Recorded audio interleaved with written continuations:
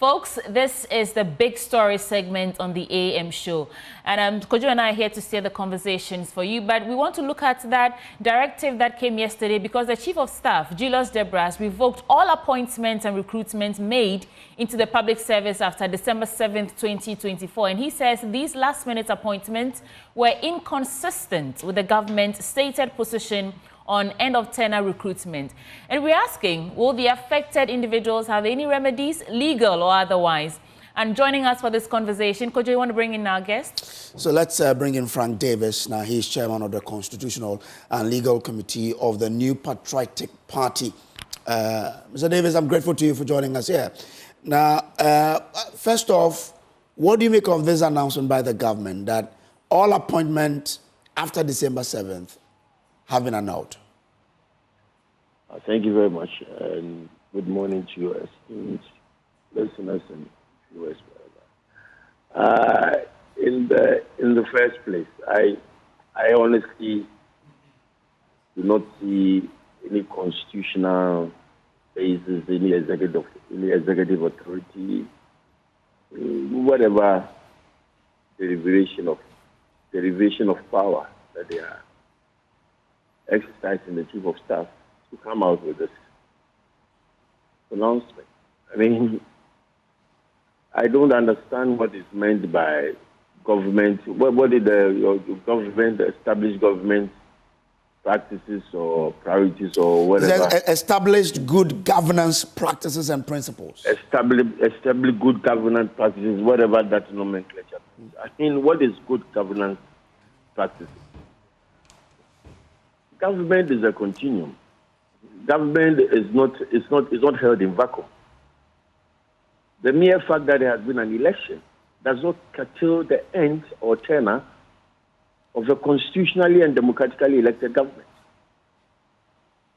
The question to be asked is whether, as at the time the recruitment or engagements were made, the government of the day had the executive and constitutional authority to make those appointments.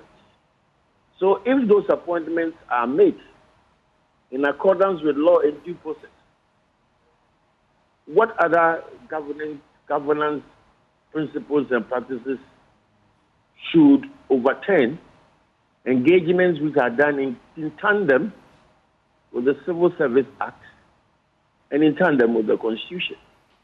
I mean, all these things should be taken in relation with the Civil Service Act and the requirements, the details of the Constitution. The pronouncement or announcement runs route of the Constitution. Article 19(1)(b) of the Constitution is explicit that no one, no employee shall, the language is imperative, shall be dismissed from the civil service or shall be dismissed from the public service or punished or reduced in rank without just cause. That is what Article 19(1)(b) says. So on what basis is the Chief of Staff issuing the directive? Whatever, even if the Chief of Staff is minded to doing that, it has to be done in conformity with laid down established procedures and law. The Chief of Staff ought to work with the heads of the ministries, departments, and agencies to make sure necessarily that what is being done is in accordance with regulations and statutes. The Chief of Staff cannot arbitrarily issue a directive that people who have been lawfully and regularly engaged in the public service should be terminated or their engagement should be cancelled after 7th December. What's the basis of it? Indeed, with respect. Mr. Julius Debras, this same Chief of Staff, on the 19th of December 2016, listen to me carefully, on the 19th of December 2016, he wrote a letter to Mr. Daniel Domolevo informing him that he had been appointed the Auditor General by the then president. At that time, there was no governance principles and practices. You see, we should stop doing this to ourselves as a country. Some of these things are rather populist. What is there to show that what? I mean, at that time, the 19th of December, 2016, elections had been held on the 7th of December, and the NDC had lost the election. But they found it fit to appoint Domolo, who has been a very fine product of this country. Arguably, one of the rather hard-working auditor generals we have had in this country. I mean, there can be no argument about that. So when that appointment was made, was it revoked by the incoming government? His Excellency Nana Akufo-Addo worked tirelessly with the auditor general until he was asked to proceed on leave prior to his retirement. So what is new? Well, yesterday, the Minister of State in charge of government communications, Felix Ofosu-Kwakye, told Joy FM that, and I quote him, says the recruitment runs into the thousands. And you'll recall that during our engagement in the transition, we noticed that there were agencies that on their own were recruiting hundreds of people through very irregular processes.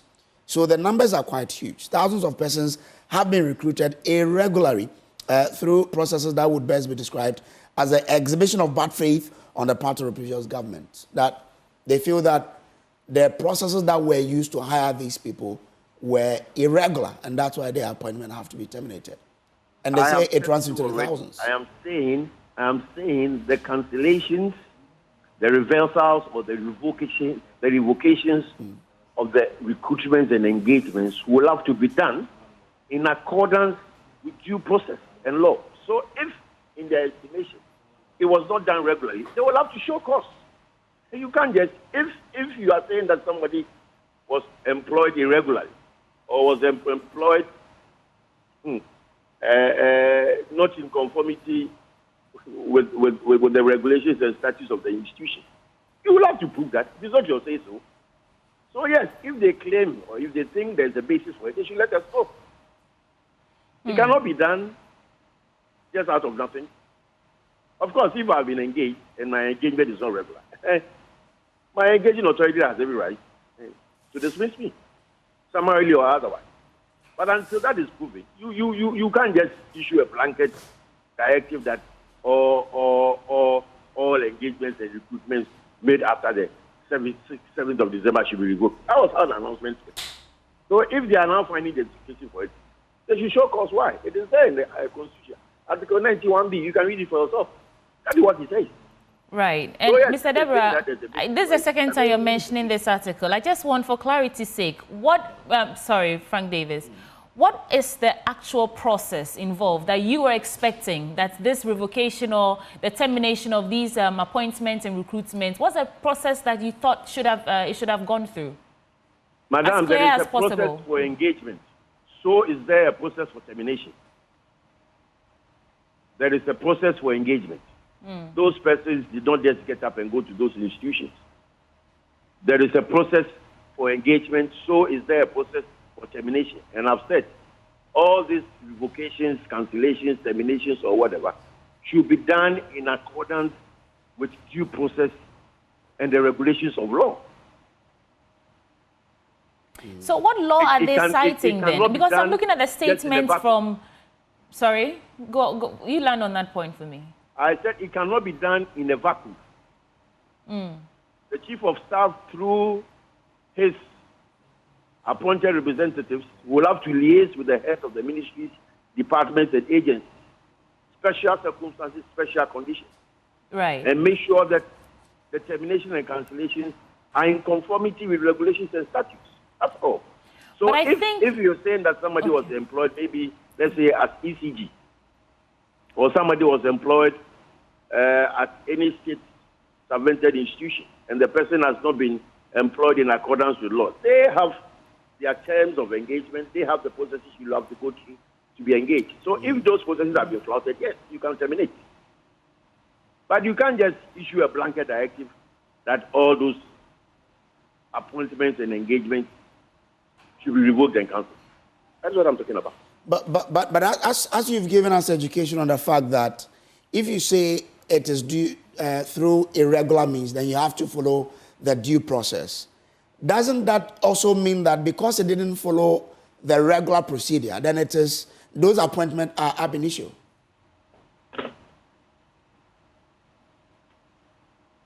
Have you investigated what he said? Why are you believing what the government spokesperson has said? No, I'm just building it from the point where you said if they were through irregular means, then there are the due processes that they have to follow. But it has to be established. If it is through irregular means, you have to establish that it was through irregular means. So you write to the person concerned. You are engaged on Saturday. You know you have to be engaged through this, and that. Because of that, this. So it has to go through a process. You can't just get up and dismiss the person. The person was engaged in an appointment letter. In the same way, if you want to terminate, you will have to state in the termination letter why you think the engagement or the recruitment was unlawful or irregular. It's as simple as that. If you have been employed at Joy, I'm talking to you directly now. If you have been employed at Joy, you have your general manager or whoever employed you, and then another general manager comes and says that your employment was irregular. What would that general manager have to do? Would he just call you and sack you? Would he just call you and sack you? No. Okay. They will have to indicate to you, the new general manager has to indicate to you why the old general manager's recruitment of your good self was not in tandem with the laws of Joy FM. You can't just be called the new general manager that cannot just issue a directive that, oh, Mr. Kingsley, whatever, has been terminated because his employment was not in conformity with addictive. No. Well, Mr. Davis, hold for us. We also have Austin Game online, and he's former Employment and Social Welfare Minister. I'm sure from his experience, he can help us put this in perspective. Mr. Game, thank you for joining the conversation. Now, Mr. Davis is citing procedural breaches, saying that there are due processes that were supposed to be followed before these appointments were terminated. But educators, what are the due processes and what's amiss? What did this government do wrong? Well, I'm not too sure whether we are going to be talking about due process in this particular instance. There will be no pretense in this matter. From a purely professional point of view, every organization has establishment. Establishment in the sense that the number of people to be employed in that organization will be predetermined. Where there is an opening and you as head of department want to recruit, you have to apply on behalf of the people you want to employ. And when legitimacy is given to it, clearance is given by in this case, the Ministry of Finance, a warrant to be issued, giving clearance to enable the people to be employed. Advertisement to be placed, whether internally or externally. All these things will have to be gone through. People will have to go through it. And you go to the Public Services Commission, where interview will be conducted. And a marking scheme is assigned, because it's not going to be just one person sitting and interviewing the people. When that is over, and you are employed, you are going through probation. You are not yet a full-fledged worker. You are a probationary. And if you are a probationary, you can be gone anytime. Now, in this particular case, if we are talking about procedures, the only channel through which these people can be legitimized is when the transitional things got, going. The outgone government should have tabled this at the transitional decision for the people for these issues to be discussed and legitimated. And that will be it. Unfortunately, none of this was done. And they are going through probation. Any time you are probationary, you can be gone. And so this business about somebody not going through procedure and so forth and so on may not hold water. You can go to any court, including going to Geneva International Labour Organization. You will not win. The process you enumerated, does it apply to all appointments into public service? The fact that you go through an interview at the Public Service Board and does it apply to everyone? The only people that are recruited through a particular channel are essential service workers like nurses and teachers who do not often go through this kind of rigorous interview system. All of this, I've sat on a number of interview panels with the Public Services Commission and in the other organizations. And it is rigorous. You don't just walk in. Nurses are recruited en masse, and not like people they are not talking about nurses.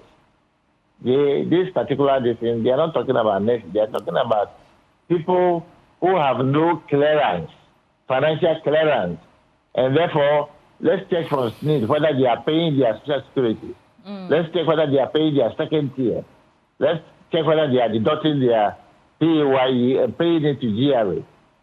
So let's not politicize it. If you are employed through partisan political arrangement, when the government is going, you go with them, like it's done in any civilized society. So is it your opinion that these last-minute appointments were, made to reward loyalists of the erstwhile government, outgoing government?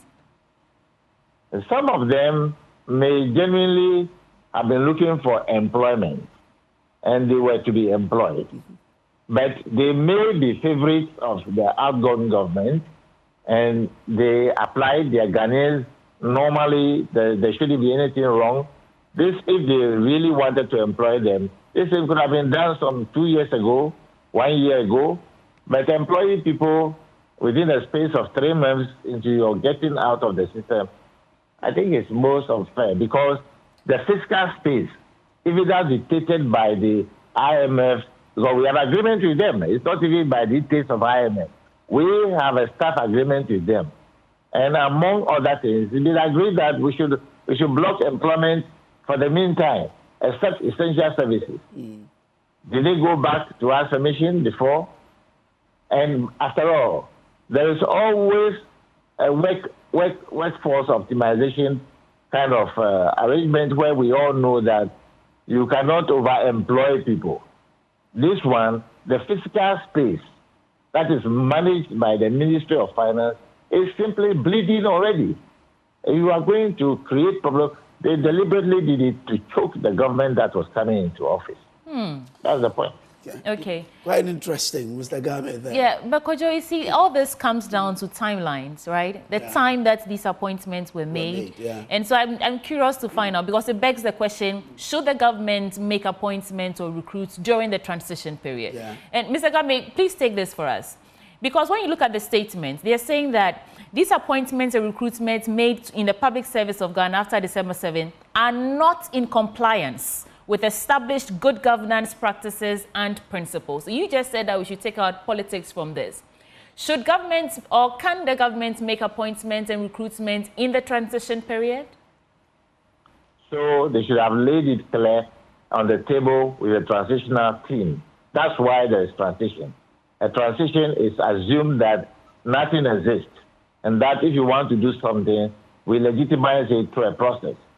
And they should have put it on the table. Now look, we wanted to engage these people. There are X number of people. We have not sought clearance. They are going through a process. So this is it. Then they can confirm that and carry it over to the new government. When they requested this by them, they denied that. And now you wanted to legitimize an illegitimate thing. They can be Ghanaians, it doesn't matter. But there must be the fiscal space to enable them to be employed. I'm an employer. I have workers here. I've just employed one more person to add to my staff. But if there is no fiscal space, I will not employ them. That's just about it.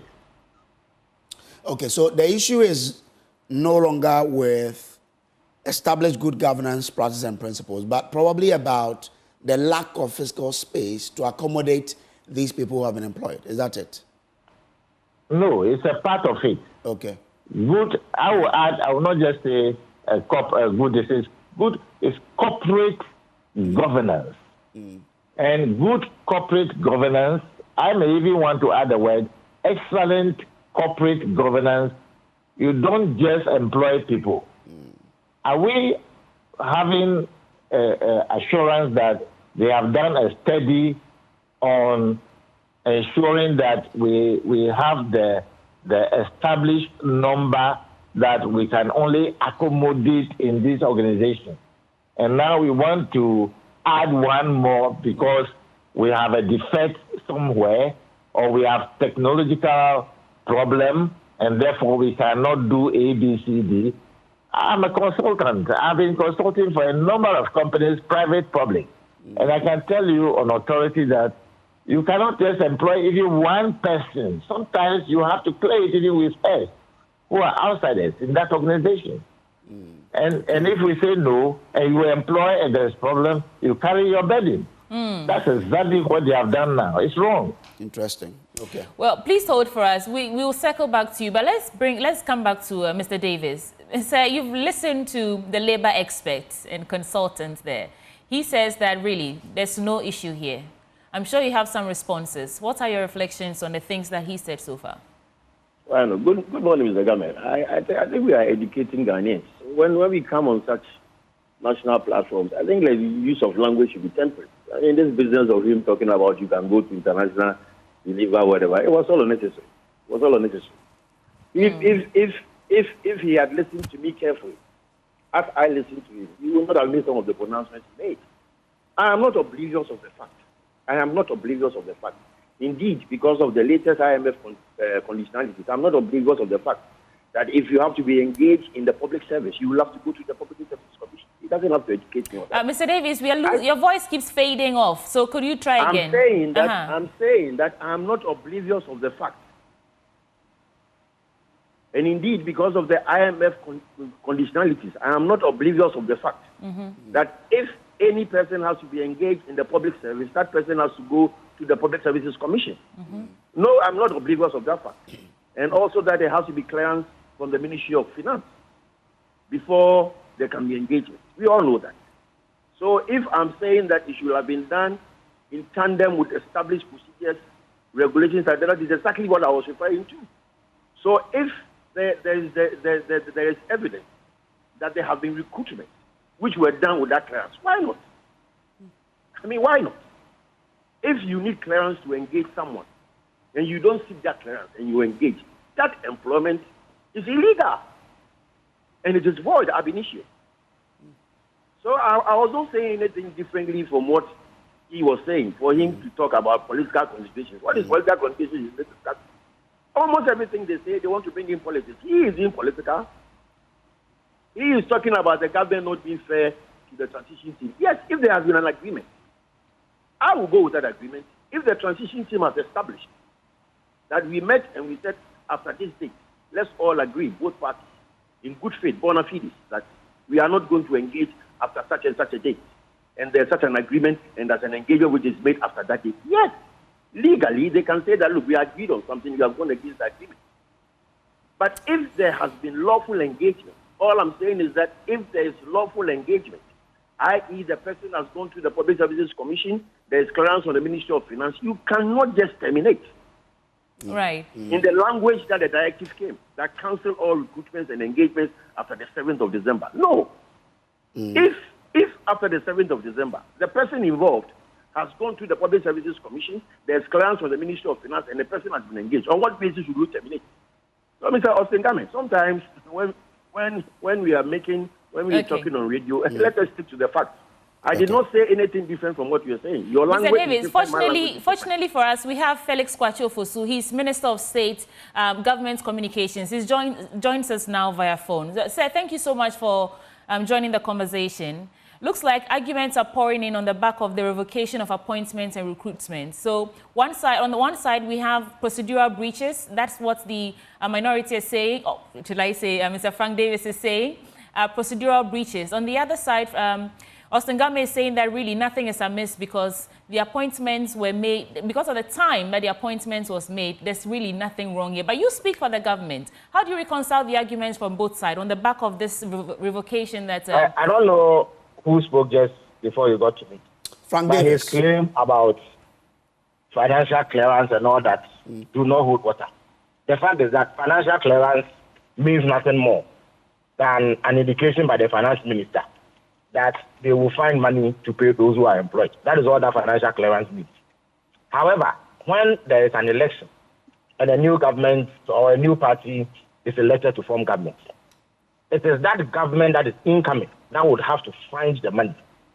So any commitments that have any impact on our fiscal position must fairly and properly so-called be left for the incoming government to determine. It is a governance principle that we all must appreciate.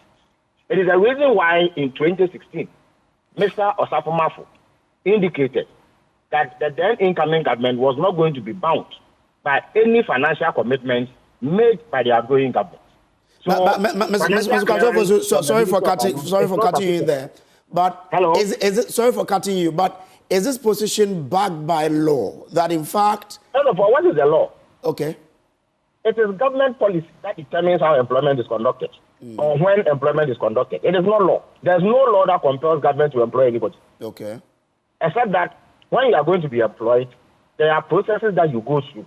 And in fact, right at the beginning of the transition process, I had cause to engage the media. And I told you that we have detected instances of clear breaches of recruitment procedure. There were instances where people who had not even put in an application letter were lined up for recruitment. There were some of them for whom no interviews were conducted. There were others who didn't go through mandatory medical tests, and others yet who received backdated letters, which sought to mislead everybody into thinking that the recruitment or employment was carried out months before it was actually done.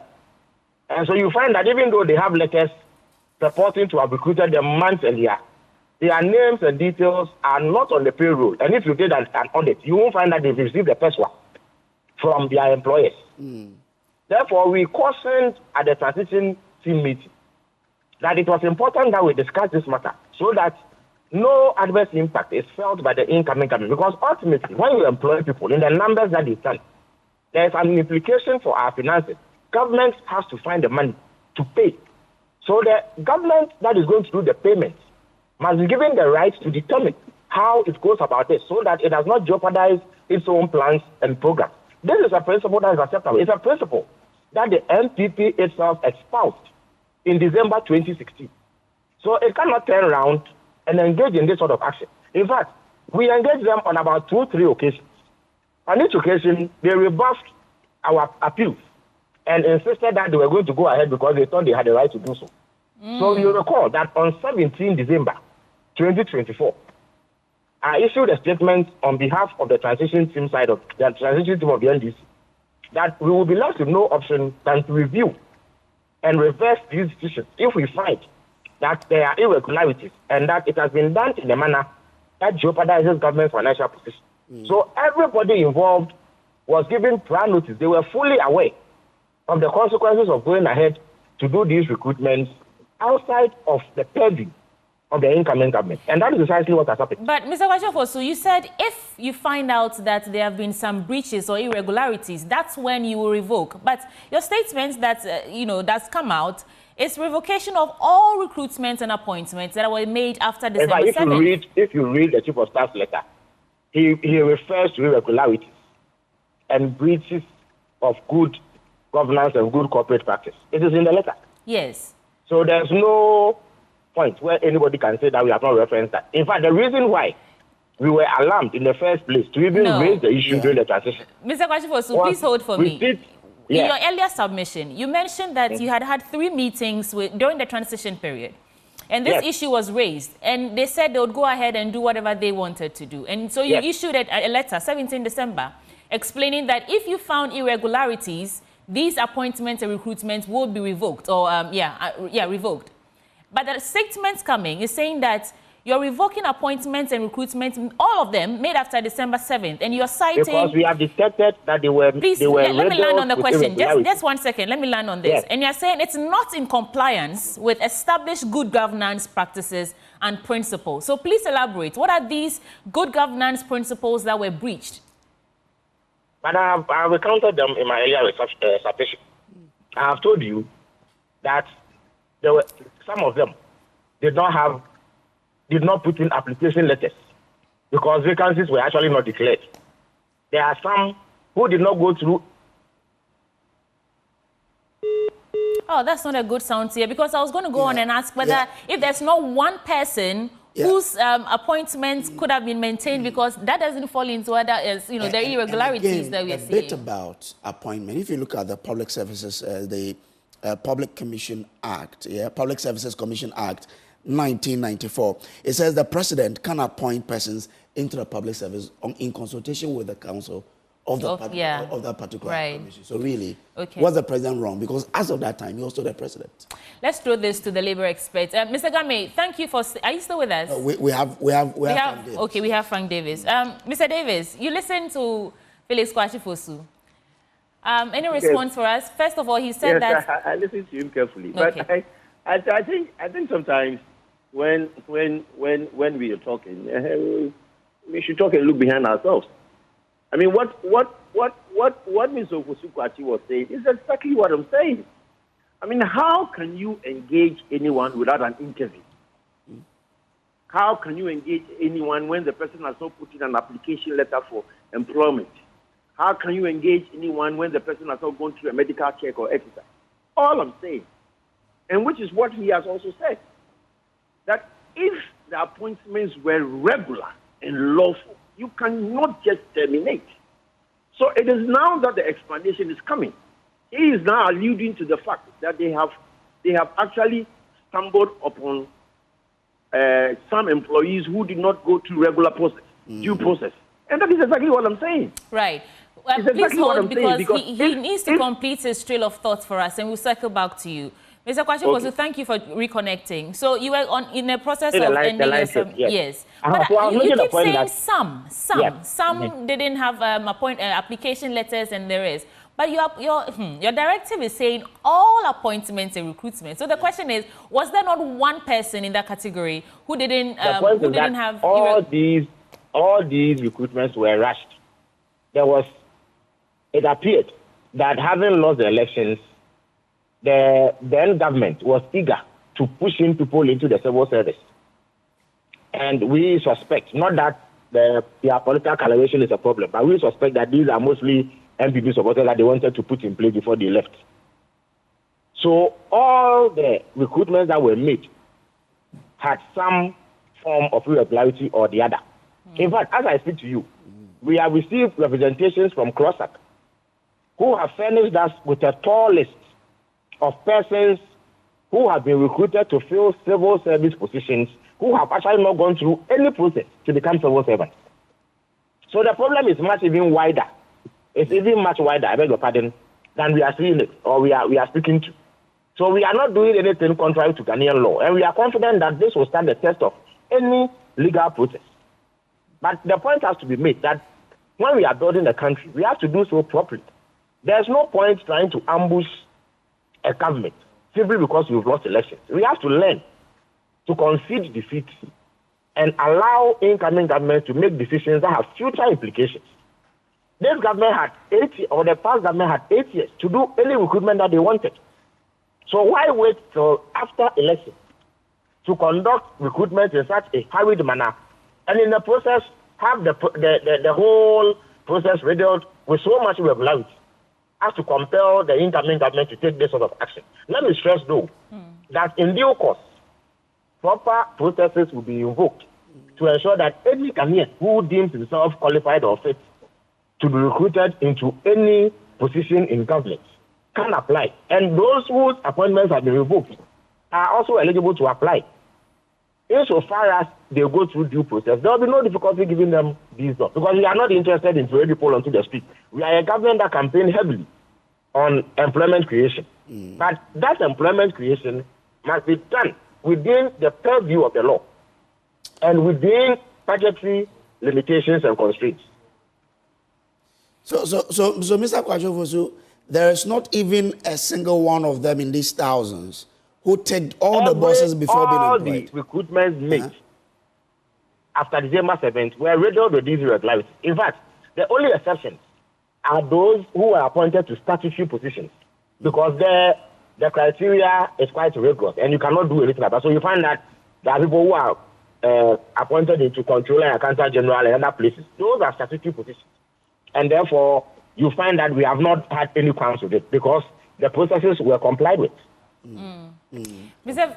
Kwajifosu, I'm wondering, having gone through transition and this issue coming up now, does it reveal some gaps in our transition process? Should we be reviewing how we transition so that issues of employment and recruitment don't come up every time there's a change in government? What have you found? So. Yeah. Indeed, I've had cause in the last few days to lament what I believe to be inherent weaknesses in our transitional processes and law. Because of the gap between winning an election and taking over, the system virtually collapses. What actually happens is that whereas the party that has won has no real power until it is sworn in, the party in government also instantly loses interest in governance because they are yet to recover from the shock of the defeat. In the process, there are people who exploit the lethargy, that is occasion, and do all manner of things. I have advocated, for instance, a shortening of the transition period so that we don't have too long a break that will enable people to exploit the process and do all manner of things that are irregular. I think that perhaps we have to codify it, put it in the law explicitly, that after elections, no significant activity can be engaged in that has any significant fiscal impact. That is recruitment, payments, and major decisions cannot be made unless, of course, it borders on national security or what have you. Perhaps the way to go is to codify it. I would have thought that parties in government would exercise sound judgment and note that it is not everything that you need to do, even if you think you have the power to do it. That, for me, is a way to go to ensure that this then, so that when the NDC someday loses elections, we should not be able to recruit people in the dying members of our administration. It is not proper. It is not fair. So your government won't do it then? To the government that will be taken over from us. Is that what you was? So your government won't do it then? It is not something that we are going to do. In fact, when we attempted to do so in 2016, the MPP protested strongly. And I'm sure you have seen that famous letter written by Mr. Osafoma protesting. And in fact, when they came to power, we had actually recruited about 8,000 nurses in December of 2016. They revoked that. Okay. So Mr. Ofusukwachi, you know, when you leave it to government, like we've done in the past, they will do what they deem right because the president still is the president, so they can go ahead to do it. But can we do something that is binding, that really stipulates that if you're a government exiting, you cannot do A, B, and C, so we don't get back to all of these situations that we find ourselves now? Ordinarily, you know, there's a school of thought that it is not everything that you can legislate. In other words, it is not everything that should be regulated by law. There are some things that you yourself should know. You understand me? The job you are doing now, it is not everything that is written in black and white, but you have ethical standards that you need to meet. For instance, I don't think there's any law that says I cannot use vulgar language as I'm speaking to you. But the ethics of your profession will not permit me to use vulgar language. The moment I use vulgar language, you will take action. Either you cut off or you censor me public. You understand the point I'm making? So ordinarily, it would have been ideal if government acted on the basis of sound judgment and refrain from doing some other things. There are some things too that are regulated by convention. It is not law, but it has become practice over the period. And it is good, so you do them. But it appears that government, if left on their own, left to their own devices, will do as they please. And therefore, perhaps it has become necessary now to codify these things. In other words, put them in our law and make it impossible to breach without consequences. That perhaps is the way that we go. And it's not only in relation to recruitment. There are many, many things. For instance, the post-election violence that we see, it has become a subculture. And it's not going to be addressed purely as a law and order issue. Because of gaps that exist in the transition process, people exploit the system in order to exact vengeance against people who they perceive to have wronged them in the past. Mr. Kwajifosu, how many, sorry, I have to rush you for the sake of time. How many people will this directive be affecting? Do you have a fair idea of how many people were recruited? Oh, they run into the thousands. There are organizations that recruited as many as 150, some days 700, and what have you. So they run into the thousands. But eventually, we will get the full figure. Okay, so it means as we speak, you don't have the total number of people who will be affected. No, I don't have it off my head, but I know that it runs into the thousands. But I'll get that number and share them. All right. Yeah. Thank you so much. Now let's bring in Mr. Frank Davis. But just before, we have a directive from the Ghana Water Company Limited. It says, this serves as a formal directive regarding the appointment made in November 2024.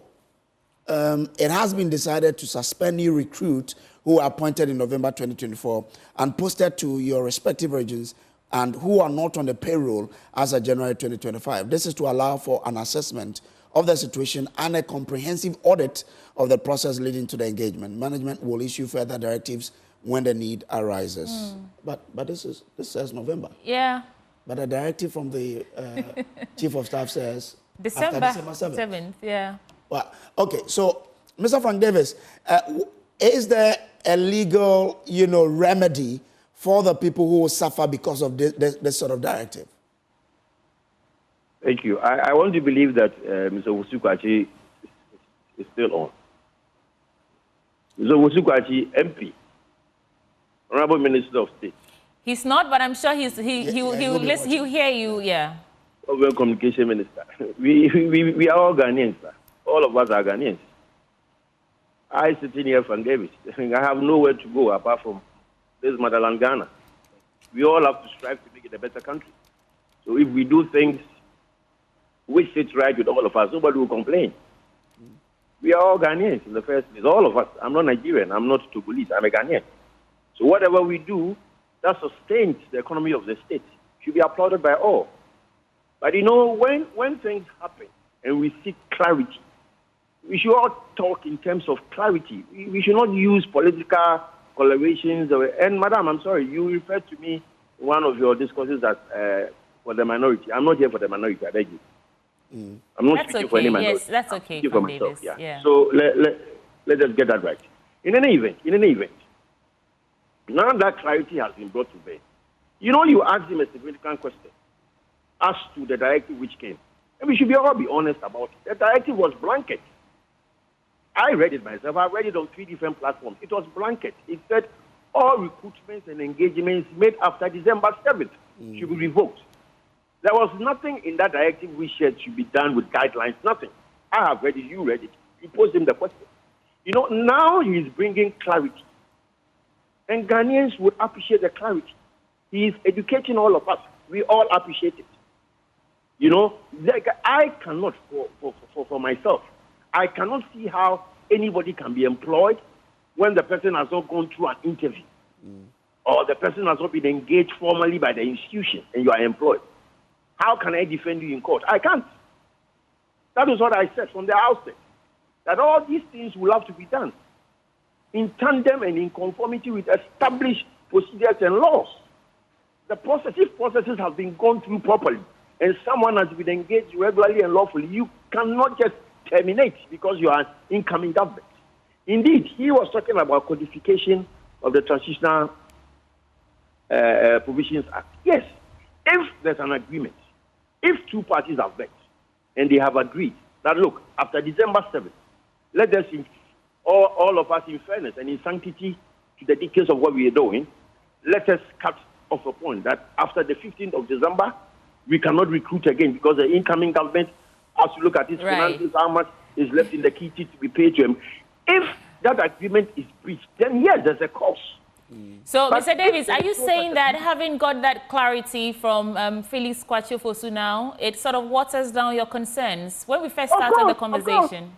Of course, because now he's talking about due process. Of course. He's not talking about due process. He's brought clarity that they are going to investigate the cases. You asked him how many have been terminated. He said he didn't have it off his head. Yeah. You go through the books and confirm. I mean, so if these things are done in conformity with due process, who can complain? But who gets employed without an interview? If you have been given an appointment letter and you have not gone for an interview, would you be comfortable to go and work? I mean, come on, it is basic common sense and logic. So if there's clarity now, they are going to take cases individually. You even said, I read the post of Ghana Water.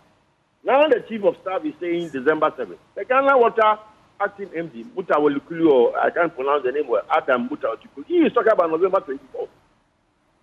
A month before December, a month and a half before December 7th. So which is which? So Yes? Well, Felix Fashifosu was saying that perhaps we need to review the transition process. What does that look like from your perspective? I don't have any problem with that. If the Transitional Act, if the Transitional Provisions Act is not answering some of the concerns and it has to be reviewed, why not? Because we all want a just and safe country for all of us. So if certain things ought to be done right, who am I to challenge? But I think he has agreed with me largely. Well, what I said from the beginning, I didn't say anything inimical to what he has said. I said that there should be established procedures and conformity with due process is the rule of law. That's what he said. We want clarity. The clarity has been brought. So, yes, all right, please hold. Let's get back to Austin Gami. Sir, thank you for staying with us through it all. I'm sure you've listened to both sides of the argument to this point. Oh, I'm told that we don't even have Austin Gami. So let's give you the final word then, Frank Davis. Oh yes, I mean, I think in all of these things, if government takes a decision, it behoves on government to explain to the generality of the public that this is what we intend to do and this is what we are going to do. But that blanket statement which came raised queries and worries. So now, if the minister responsible for government communication has come to say that they are going to investigate the cases one after the other, where there are breaches and there are procedural flaws, they are going to take action. Fine. Like I said from the beginning, nobody gets employed without an interview. Nobody gets employed without an interview. Well, thank you so much. Well, we are fortunate to have Austin. But just before we let Mr. Davis go, Mr. Davis, Ghana Water Company reacting or acting on this directive, they are even going a step back to say that those who were appointed in November 2024 and posted to respective regions who are not on the payroll as of January 2025 are supposed to be let go. I mean, is this enough? Is it because they are not on the payroll they can be disengaged like that? No, but how on earth can this be regular? How? When you get engaged in November, how would you be on payroll by January 2025? If the person who issued that statement understands what it takes for a newly employed person to get onto the payroll of an institution, he will not issue that letter. I think he should have consulted his human resource department before writing that letter. If you are engaged in November 2024, how do you get onto the payroll for January 2025? It doesn't happen.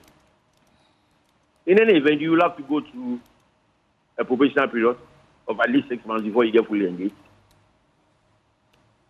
And Mr. Game said, when you are in the probation period, you can go out, you can be let go at any point in time. So maybe, of course, that is why you're on probation. If you involve yourself in gross misconduct, which goes against your articles of engagement, you be dismissed summarily. That is if you engage in misconduct. But if you look at this statement, if you engage in misconduct, if your institution finds out that you are not even alive, you are not alive to the terms and schedule of your work, they can call you aside and say, look, young man, young woman, I think we made a mistake in employing you, so I don't think you are qualified to be or to hold this role. We thank you so far for what you have done. Please let's part company. It's as simple as that. That is why you're on probation. Okay. Probation does not mean you have been engaged. You only get engaged after a probationary period. Okay. All right. Because the Ghana Water Company letter does not state that they've engaged themselves in any misconduct. But good. No. But the Ghana Water letter is even so big and ambiguous. The only thing that is said is that if you are not on payroll by January 2020, but is it the fault of the employee that he or she is not on payroll? I mean, that is not his remit. That is not the employee's remit. If you engage me, I don't put myself onto your payroll. It's the institution who puts you on his payroll. I mean, so how can that be my betting? So can the affected go to court or seek legal action on this? Well, if you are terminated and you think you have not been terminated with just cause, why? What stops you from doing so? Okay. That is where we vindicate our rights. Or Kingsley? Well, we're just about, we're letting you go, but this morning we had information that the former finance minister, Ken Ofori-Atta's house, has been raided by some joint team of military and police, as well as plain security personnel. What are you picking from this particular raid? Well, I really am baffled with some of these things. And I hear my brother Ken was out of jurisdiction when this happened. I mean, Ken Ofori-Atta is a known person in this country. I mean, he's a known person in this country. If the military wants to go and undertake an exercise at his house, I mean, simple question. Just call him and notify him that we are coming. Why? Is he a fugitive from justice? Why do you raid his home when he's even not in the country? And then what? We are in a constitutionally elected democracy, for Christ's sake. I mean, let us do things properly. I don't think some of these things bode for good governance. Please. Please and please. Well, thank you so much. Don't let's put people through unnecessary trauma when nothing has been established against them. I mean, what was the raid in aid of? To go and look for arms? Or to go and look for counterfeit money? Or what? Well, thank you so much, Frank Davis, for joining the conversation. He's Chairman, Constitutional and Legal Committee for the New Patriotic Party. Let's bring in Austin Game. You are our final guest, sir. Thank you for staying with us. So you've listened to both sides of the argument. Now we have some clarity. The spokesperson for the government, Felix Kwakye-Fosu, was saying that all these appointments and recruitments were marred, one way or the other, by irregularities, and that's why this directive. But how do you reconcile everything we've said so far? Well, to be very honest with you, everything that has been done during this transitional period, or just before the transitional period, was not done, with a purpose of helping the nation. It's about helping Ghana. That's the number one priority. And so if your actions are going to set back or cause further bleeding of the state, obviously something drastic will have to be done. The people concerned might be Ghanaians in totality, but when something is illegitimate, it's illegitimate. I've heard my brother, Frank Davis, talking about this thing. If you are on probation, you don't need to misconduct yourself to be told that you should go away. Misconduct has another disciplinary process. But when you are on probation, that's why it is probation. Any time from day one to the end of the probationary period, you are vulnerable. Unless you are performing the role you have been assigned properly, or there is room for improvement upon your work, then that's that. Then when you are confirmed, nobody can touch you unless you go through the process as established by the organization. But in this particular case, it's all purely partisan politics. And when something is partisan, it has to be dealt with from partisan point of view. That's just about it. And now, two, people who have been employed, about a company that employs about 100 people, 200 people, is there a vacancy? What role are they supposed to play individually? I mean, the whole thing is bizarre. And when you are on an IMF program and all of you agreed with the fund that you will not be employing people except emergencies, such as nurses, maybe security services, or maybe, in some cases, teachers, and you bypass that and employ clerks and some debt-collecting people, I mean, it cannot be so. This is not a construction firm where you are employing the people on contract for service over a certain period of time, and then you get them off. That's not the case. It's not an emergency thing where a certain group of tourist people are coming and you are employing people to handle people in a hotel. When the tourism fair is over, then they are going away. Right. This is public and civil service. You cannot do that. It's not doable anyway. Okay. So, Mr. Game, are there provisions made for the states to provide legal aid of a sort to those who will be affected by stuff like this?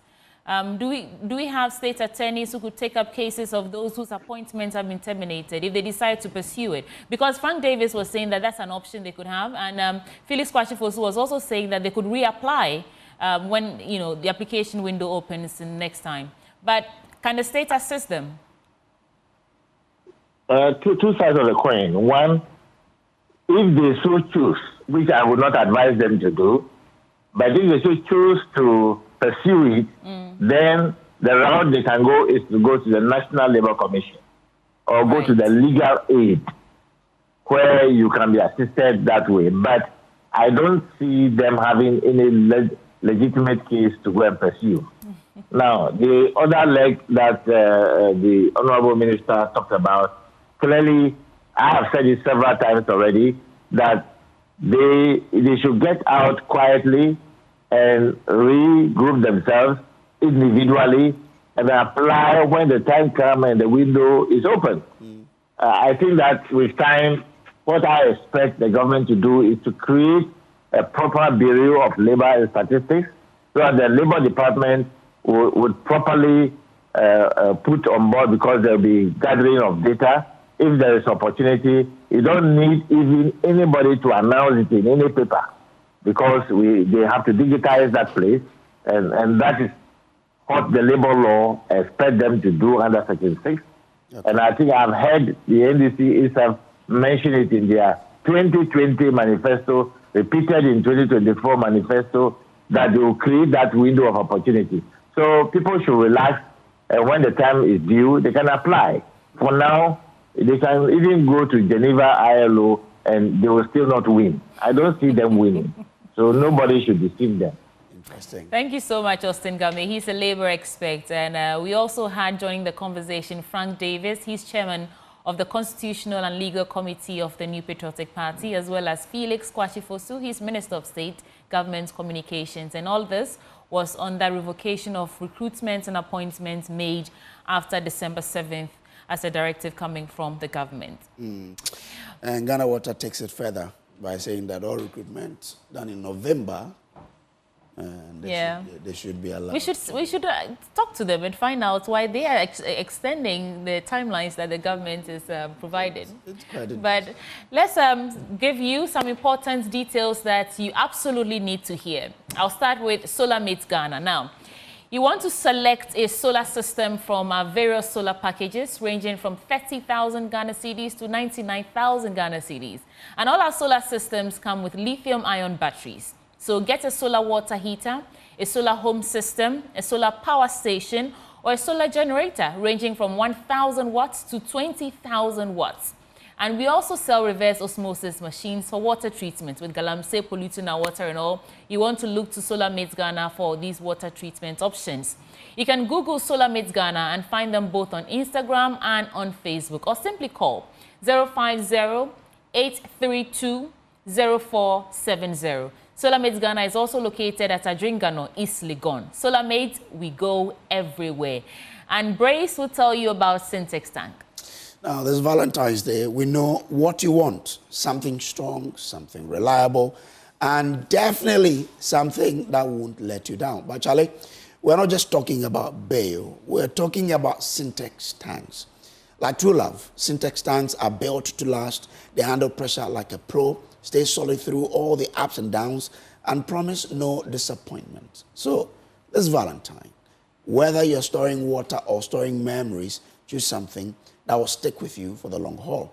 Call 0244-335-168 or visit www.syntexgh.com to get yours today.